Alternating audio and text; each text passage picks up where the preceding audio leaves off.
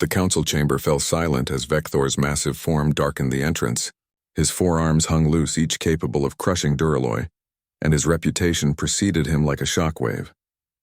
The assembled Krillian war chiefs had hired the most expensive mercenary in 3-star systems for a reason. They wanted the human colony on Kepler 442b wiped out, and Vector had never failed a contract. "The payment is ready," High Chief Zarkul hissed, his scales rippling with anticipation. "The humans have rejected our territorial claims. They must be removed. Your species conquered the Draxi in 6 rotations. Surely these soft primates will pose no challenge." Vector's compound eyes studied the holographic display of the human settlement. 3,000 colonists. Primitive kinetic weapons. No orbital defenses. His mandibles clicked once, a sound that had preceded the fall of empires. "I refuse this contract." The chamber erupted in confusion.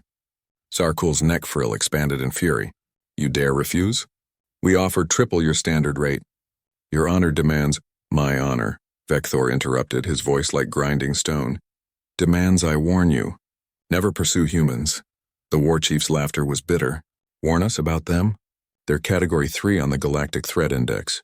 My hatchlings rate higher." Vector moved to the viewport, his reflection ghostly against the stars. "I will tell you something I've told no one. 20 cycles ago I accepted a contract not unlike this one."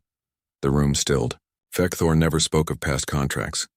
"The Vortanian Empire hired me to pacify a human research station on the moon they called Luna. 40 scientists, no military presence.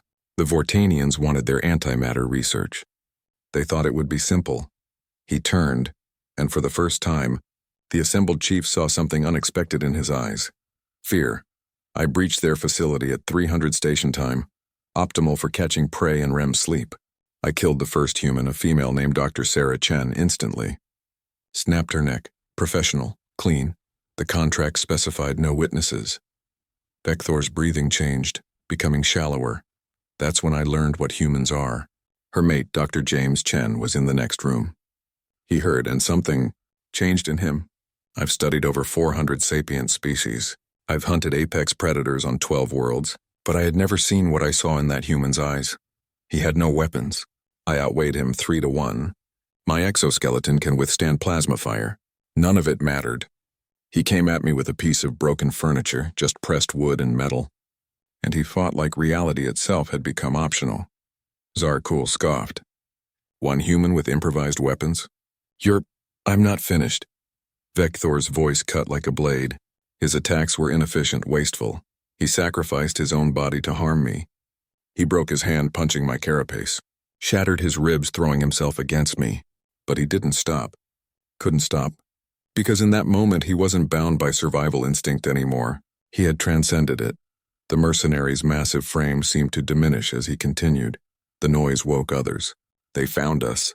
And I watched 40 humans, physicists, botanists, engineers, transform into something the galaxy has no classification for.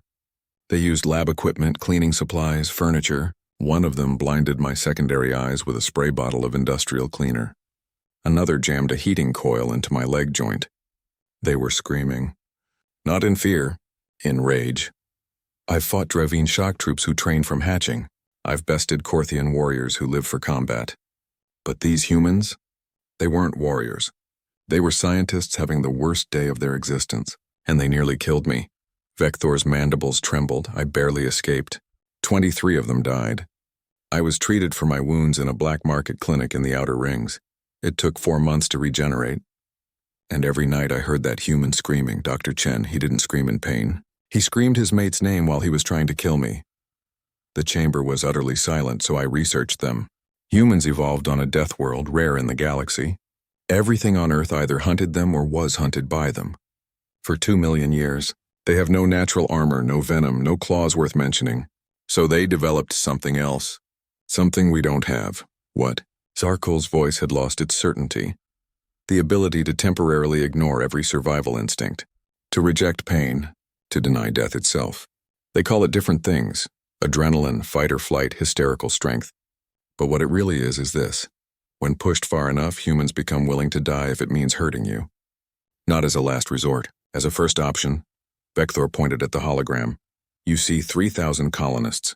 I see 3,000 creatures who, If you kill even one of their children, we'll hunt you across the galaxy.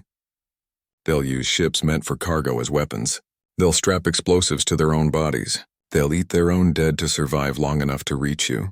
And when they find you, they won't just kill you. They'll erase you. Your family. Your world. Because humans have another trait we don't. They remember. The war chiefs exchanged uncertain glances. The Vortanian Empire attacked that research station. Within 10 cycles, humanity had mobilized. The Empire no longer exists. The humans glass-bombed their homeworld and scattered the survivors across dead moons. When the Galactic Council objected, the humans sent one message. They started it. Vector moved toward the exit. So no, I will not take your contract. And I warn you, truly warn you, never pursue humans. Because we might be stronger, faster, better armed. But they're crazier. And in this universe, that's worth more than you can possibly imagine.